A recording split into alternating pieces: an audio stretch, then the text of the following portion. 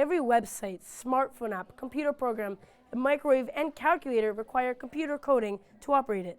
Today at Southview Elementary Public School, students learn how to code and how to use it.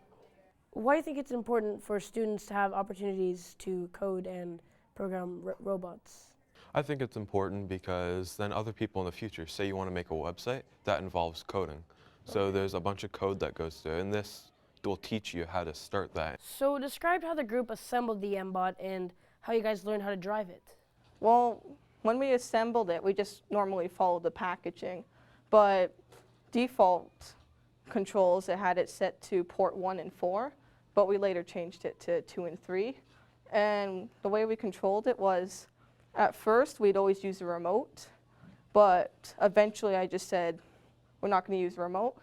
And the second I plugged it in, it worked fine. And how does plugging it in different ports affect the way it acts? Well, it depends on motors. Like, if you plug it into the wrong port, the motors will spin the wheels the wrong way. And if you want to turn left, it will turn right. So how do you control your robot? There's an app on my iPad called Commander, and it's like a remote control almost. There's these things and you slide them up and down to make its legs move. There's also another app called the Programmer, which uses coding.